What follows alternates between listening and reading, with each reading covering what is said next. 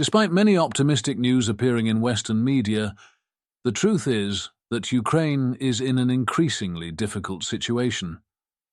Both on the front, Russia is constantly attacking, and Ukraine's economy is being completely destroyed with each passing day. Does our eastern neighbor have a real chance to defeat Russia? Before the onset of winter, we can expect potential reshuffles among the associates of Ukrainian President Volodymyr Zelensky and significant changes in Ukrainian military strategy. According to reports from the American newspaper Time, at least one minister may be dismissed from his position, as well as a high-ranking general responsible for the Ukrainian counteroffensive.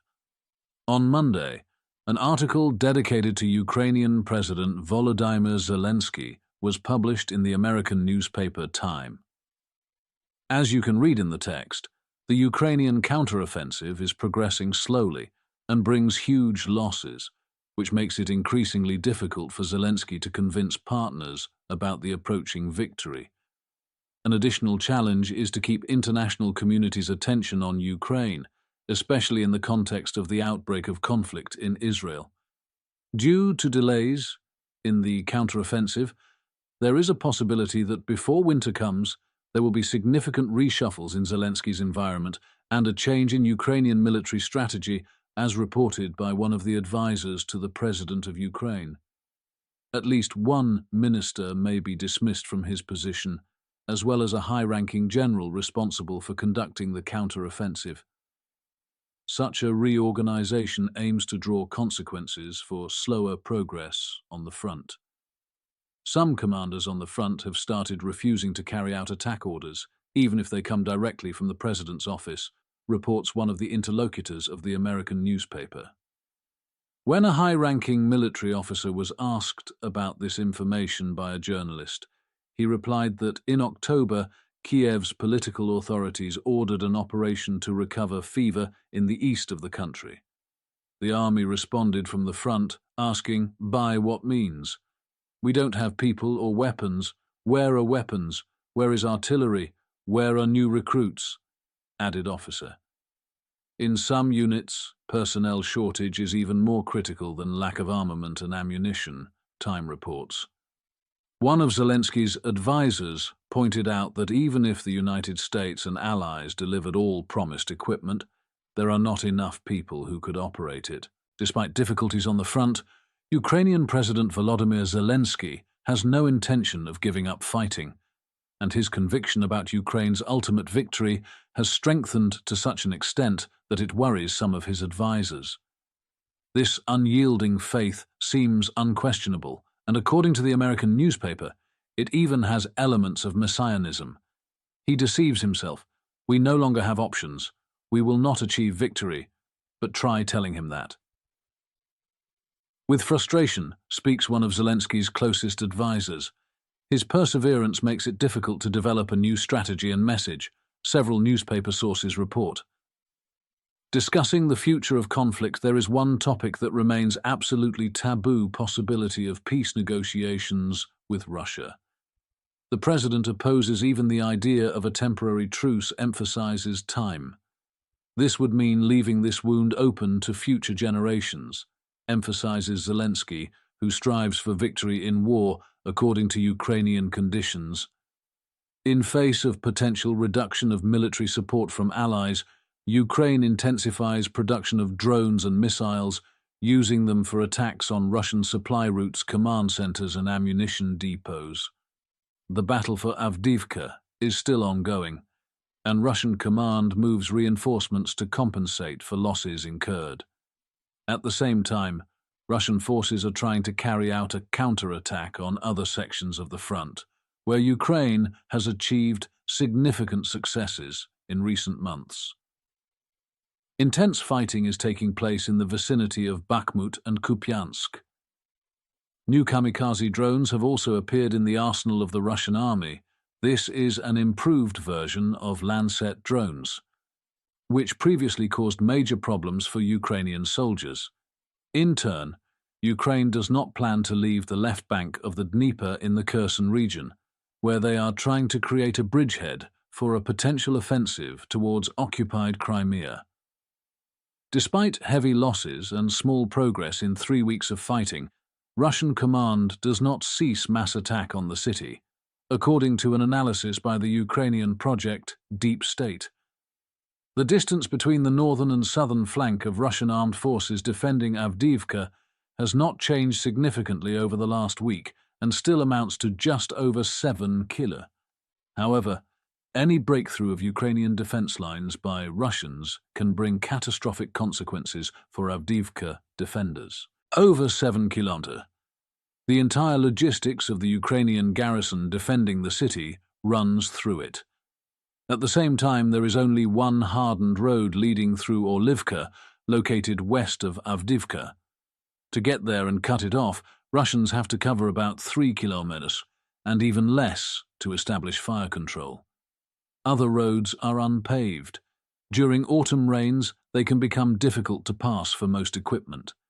The rainy season can also pose a serious problem not only for Ukrainians, but also Russians, as the pace of counteroffensive depends on the ability to effectively move soldiers and equipment. According to Roman Svitana, a military expert and colonel in retirement from Ukrainian armed forces, Ukrainians must maintain control over Avdiivka for several more weeks, after which moisture-saturated soil will prevent Russians from conducting large-scale offensive operations.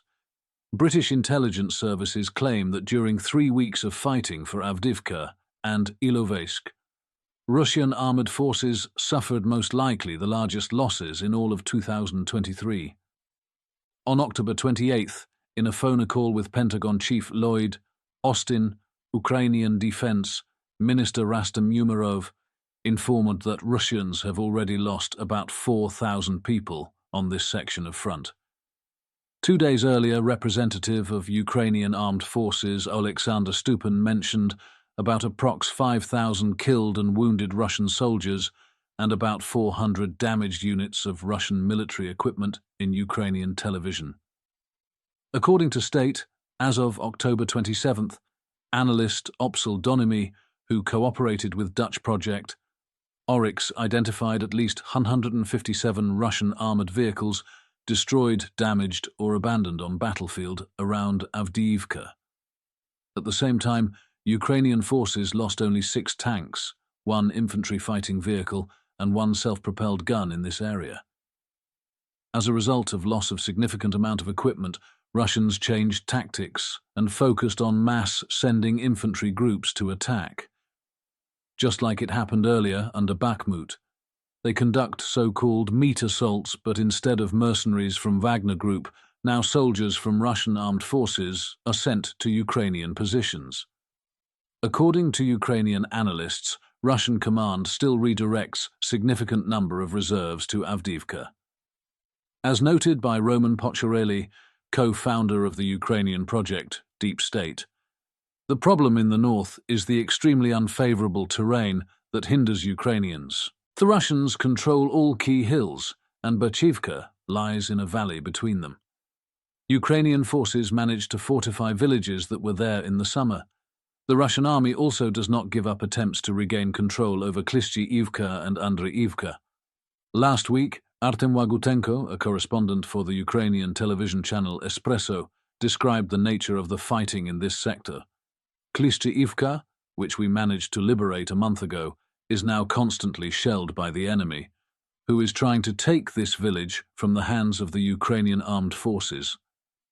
Soldiers of the defense forces and the Ukrainian National Guard maintain defense there, but they say that for every one of our shells there are 10 enemy shells.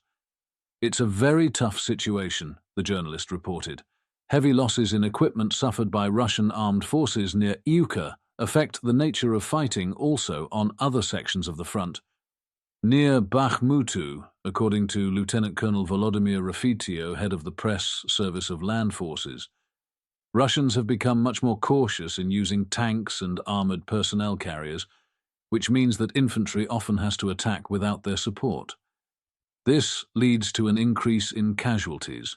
According to Russian tankers, they practically do not risk approaching front lines during the day because they become an easy target for Ukrainian drones. As a result, tanks are used mainly at night, from a distance of 8 kilometers, which practically turns them into self-propelled artillery. On a 100-kilometer section from Odlimanu in the south to Kupiansk in the north, Russians have been trying to attack with large forces for several weeks. The actual result of operations, as can be inferred from the deep state map, is a few lines of trenches on Wuskut from Kupiansk and several hundred meters in Serebryansky forestry. Last week, Ukrainian armed forces continued to recover positions lost in mid-July 2023, when Russian army broke through Ukrainian defense west of Karmazy-Nivka village and penetrated 10 kilometers into defensive line. On Saturday 28 October, there was confirmation that Ukrainian troops regained control over western outskirts of Sergilivka village, which gives over 3 square km territory in total. The Ukrainian army claims that Russians concentrated on this section of front, even up to 100,000 soldiers. Losses are quickly compensated by reinforcements. However, according to Sergei Jadibrowa, head of press service of Independent Mechanized Brigade, Russian reserves often consist of poorly trained and inexperienced soldiers who are not able to restore combat potential of unit at these places. Military company Redut tries for first time to recruit women to perform combat tasks during conflict with Ukraine. Such information was provided by British Ministry of Defence. According to representatives of Ministry of Defence of Great Britain, Redut is probably directly sponsored by Russian main intelligence directorate. Recently in Russian social media there appeared advertisements encouraging women to join battalion and take role of snipers and operators of unmanned aerial vehicles. This battalion is probably managed just by Redut Company. It's worth remembering that in March this year, Russian Defense Minister Sergei Shoigu informed that about 1,000 women are stationed in Ukraine, which constitutes only fraction % of all Russian forces involved in conflict. Women usually perform mainly functions related to medical support and work in field kitchens. It remains unclear whether regular Russian army will try to follow this path and allow women to perform combat tasks on larger scale. Women rarely served such roles on front line in Russian forces during current conflict. However, during World War II, there was a strong tradition of female snipers in the Soviet forces, as well as soldiers serving in other combat units. This was reported in an intelligence update from the Ministry of Defense. The losses that the Russians suffer at the hands of the locals clearly show that the greatest value of the Russian army is its numbers, and a complete disregard for losses. This is about guarding against neighboring countries, and that stopping Russian soldiers requires primarily a huge amount of ammunition. According to information from the Ukrainian Ministry of Defense, dated October 33, 2023, the number of Russian soldiers eliminated from combat since the beginning of the war has exceeded 300,000. This means that the Russians have lost several times more people in Ukraine than in all conflicts in which their armed forces have participated after World War II. That is, in the last 78 years. Of course, the actual number of killed and wounded in conflict is difficult to determine, because both sides tend to exaggerate enemy losses and underestimate their own. Kremlin propagandists are known for exaggerating destruction, especially when it comes to country equipment. In their latest report, the Russians claim that since the beginning of the so-called special military operation, they have shot down over 1,000 Ukrainian planes and 250 3mm. Similarly exaggerated are losses related to tanks and armored vehicles. The Kremlin boasts of destroying 13,000 such vehicles and multiple rocket launchers. The Ukrainians were supposed to lose almost 1,200 pieces, which is extremely unrealistic considering Ukraine's pre-war possessions and assistance received from other countries during the conflict. These are huge numbers that are difficult to verify independently. War propaganda on both sides of the conflict often exaggerates in order to impress strength or weaken enemy morale. Therefore, in the case of such reports, it is always worth being cautious and looking for several sources of information. Data transmitted by official media are unfortunately taken seriously by Russian society, which is particularly worrying. Despite the obvious falsehood of propaganda, Russians seem to accept the boasts of the Ministry of Defense with a high degree of faith. This may be due to the deeply ingrained mentality of the Russian nation, which prefers comfortable following of Kremlin narration and living in a world created by it, instead of wondering about the real consequences of decisions made by their president and defense minister. However, the effects of war that are unfavorable in Obycha Osi are much more extensive and will be felt for years to come. Technological progress also influences this, especially the possibility of recording actions by modern weapon systems in real time by Ukrainians themselves. It is also worth remembering that negative opinions about the Russian army were already conveyed by German soldiers during World War II. Unfortunately, for various reasons, they were often ignored at that time. Currently, in an era of ubiquitous event recording, the image of the Russian army in action is much more documented than ever before. Let me know in a comment what you think about Ukraine's personnel problems. Does Russia still have new conscripts able to flood the front with new units and not look at heavy losses, and Ukraine will have more and more trouble? If you appreciate my work and you liked this material, please leave a thumbs up. You will help me create better quality content in future. See you in next material.